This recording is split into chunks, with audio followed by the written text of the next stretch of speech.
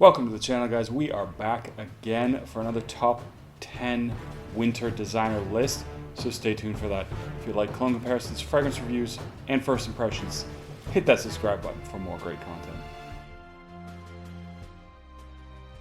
Now, designer list, I'm gonna say, there haven't been a ton of really innovative or great designer releases, in my opinion, in the last little while. I think there's a few somewhat new ones on this list, but you're going to recognize some for sure. Some I haven't mentioned or talked about in a while, but I definitely want to put them on this list because they are good fragrances.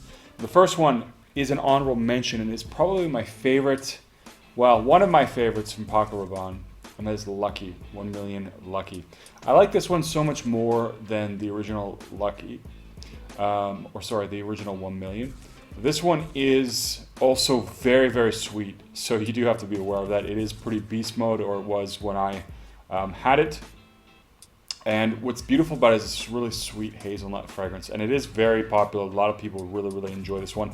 So it is one that, while sweet, I think a lot of people like it. It's very easy to wear, easy to pull off. And I've gotten a lot of good reactions with that one, but it is a really, really nice fragrance. Now, I do really like Privé as well, but that was discontinued, so it's just definitely not worth the price tag. Some people asking like $200-300, and for me, it's actually very similar to Oud. They're not identical, but they are a very similar type of fragrance. And on the gray market, you can get 125 ml of Oud for definitely cheaper than what they're asking for 1 Million Privé. And so, to me, it just makes more sense to get Oud in that case. And one of the reasons I never bought Privé was because I had Oud. Now, into the list.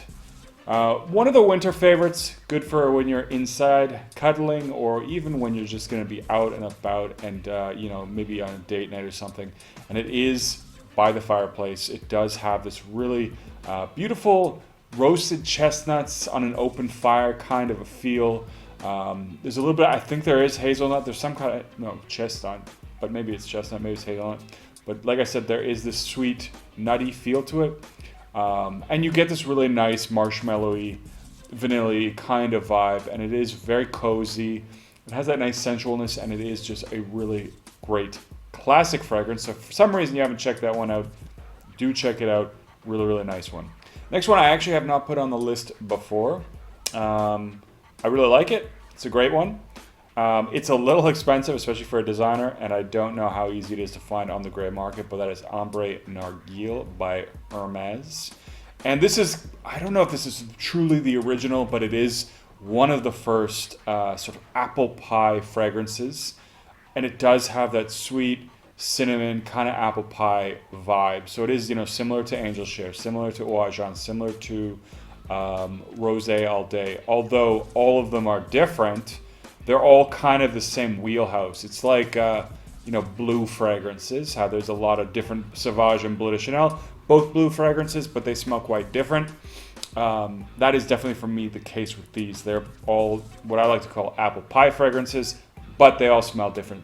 This one, one of the biggest things that makes it different from, say, Oud, and a little more similar to Angel Share, this one, Ambre Narguile, did come first, by the way, is that it does have rum in it. It has a boozy note. So it is slightly boozy, nowhere near as boozy as Angel Share. So, if you like that boozy touch, but you don't want it to be overly boozy, Ambre Narguile is a great touch. Very, very likable, very great for the holidays too. It has that really nice, sweet cinnamon vibe that to me is quite Christmassy. So it is a really, really nice one for the season coming up, as well as for the winter. So check that one out if you haven't. Next one is a nice classic as well, Oud Wood. It's so mixed because I've had times wearing this one where the performance is dreadful, and I've had other times where it's at least decent. I've never had great performance, but I have definitely had it where the projection is pretty good, very much satisfactory, and the longevity was around 6 hours, which is not the best for the type of fragrance that it is, but is certainly acceptable. And I've had other times where it's like a 2 to 3 hour fragrance. But that being said, this is a really nice, sort of a spicy wood fragrance. It is a classic from Tom Ford, very gentlemanly. And in that sense, I don't think it should be or is one of those fragrances that should be absolutely beast mode, because it does have this very gentlemanly vibe to it. But nonetheless, it's a really great fragrance.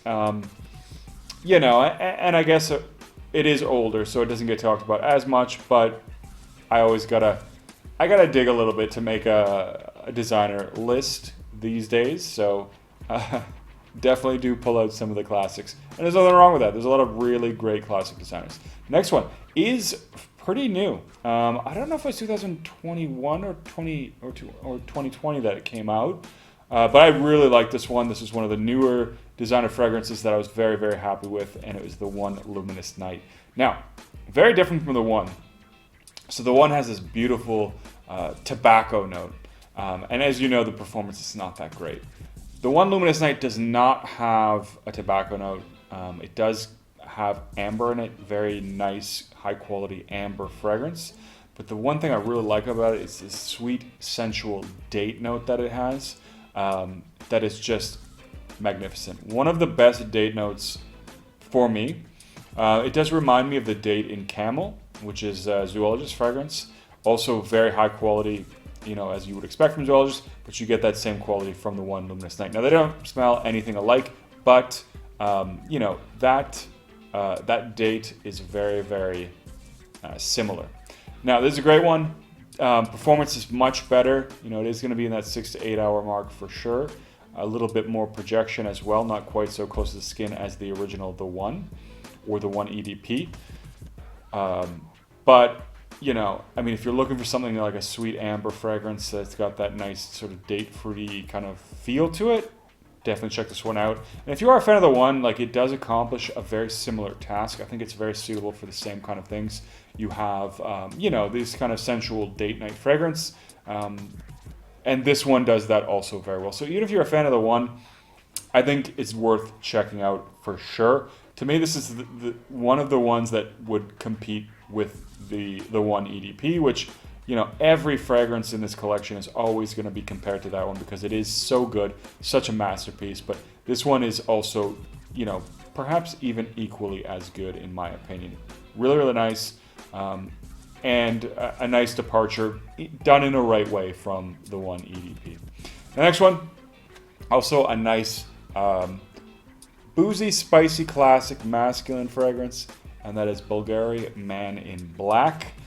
This one can be gotten for a pretty good price, if I recall, on the discounter, so it is a nice one in those regards. Really enjoy this one.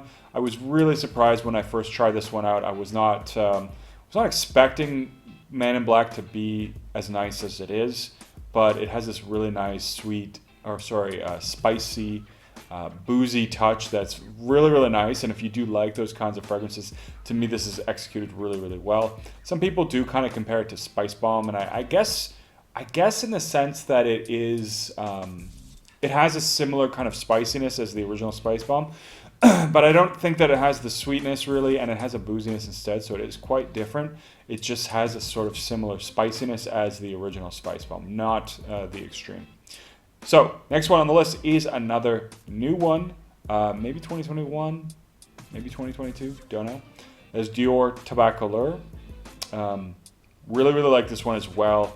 You know, I was thinking, I mean, it does have a little bit of that kind of honey tobacco vibe that you get with like Pure Havana or Naxos, but it smells very different. So to me, it does have maybe a little bit of that. The sweetness is a little bit thicker, a little bit denser than you get with Naxos, and it does have a really nice, interesting tobacco note.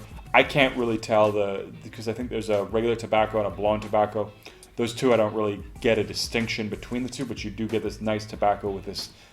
It comes off quite fruity in the opening, with this nice sort of honey-like, slightly spiced sweetness that it has. Now, one thing actually that I also really like about this one, there's a little bit of incense, which gives it a little bit of a smoky quality, which works really, really well with the type of fragrance that it is. And it's something that sits a little bit in the background that gives it a little bit of an edge, a little bit of a mysterious vibe, which really does make it a great release in my opinion. Definitely one of the better designer ones recently for sure. So we're into the fourth spot, and the fourth spot goes to Noir de Noir. This is just a classic Tom Ford that I really enjoyed. I believe it has been discontinued, so honestly, I shouldn't include this because I don't like to include discontinued fragrances. I'm still kind of hoping that it will be a move to the signature line like they have done with Beau de Jour, like they did with Ombre Leather. And I think there was another fragrance or two that they did move it to the signature line. So this would be an awesome signature line, in my opinion. It is this really dark, kind of truffly, chocolatey rose fragrance. It does not smell like a typical rose. So if you think about fragrances like Rose à la Homme, I forget what it's called exactly, Maison Francaise Kurkdjian, or Musk Oud, these fragrances have a very sharp, rosy note. This one doesn't really come off like a actual flower rose, because it is so dark and so mysterious that there is just this there is a bit of a floral rosy essence, but it does smell very, very different. So it's rose done very differently. I think this is one that was actually marketed to women, but I like it nonetheless, and I know a lot of guys also do. So that's a great one in my opinion. But of course, you should check it out before buying it. And discontinued prices, I personally would not pay that kind of a price for it. But if you can get it at a very good price and you like it, I think it's absolutely worth it. But that's up to any individual who's buying the fragrance. Now, top three. I haven't actually done this before. I should do a comparison with this and so it's been reformulated. This is the reformulated version, the Leather Oud, the new one. And you know what? I actually got the chance to finally test them side by side, and I like the reformulation a lot. The main reason is this. It still has that very rich, musky vibe that Leather Oud has, and the thing that, for me, makes it such a good fragrance is this really classy, musky, a little bit leathery kind of a fragrance that it has going on. But the biggest thing is the old formulation, Beast Mode fragrance, but it did definitely have a little bit of that skankiness. It had a little bit of a poop smell, if you really want to call it that way, that would appear sometimes. And it was just because it was very animalic. It may even have oud in it, if I recall correctly. That gave it that animalic aspect. And that, while done well enough that it didn't put me off the fragrance, I like how the new one doesn't have that. So it's very, very similar to the original. It just doesn't have that skankiness, which makes it, to me, an all-around way better fragrance. The performance is still good. The smell, it still has that very sort of rugged, masculine muskiness. And it doesn't have the poo smell. You know what I mean? And why would you not want that? To me, it just doesn't have that overly animalic side. So I do really, really enjoy that about the new Leather Oud, and I'm going to put it on the list for that reason. Now, it's not that new. I think it's 2018. But it was a definite reformulation. Very much enjoyed that one. Now, next one, Ombre Leather. Still haven't had the chance to try the Parfum. Last time I went down to the store to check out some fragrances, they did not have the Parfum. I was very disappointed. I'm going to have to check it out. It's weird because, in Europe, this is one thing I was excited about being here. We usually get fragrances sooner. So maybe it was out, but just not available in that store, or whatever the case was. But it's always a little unusual to me to see a fragrance out here later than in North America. Anyways, beautiful, sweet leather fragrance to me. Not overly sweet. Very nice suede-like leather. Very likable leather. As I say every time, this is the intro to heavy leather fragrances.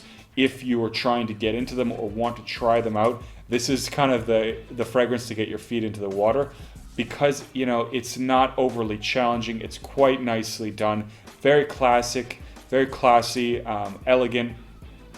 The quality is absolutely there, and it is leather dominant. So, you may or may not like that and still like other leather fragrances, and that's totally, fine. You got to explore and find out what you like. But just for somebody, as I mentioned, who's not really tried a lot of heavy leather fragrances, this is probably the most mass appealing. And the thing is with heavy leather fragrances, I don't find them to be particularly mass appealing even when they're really well done.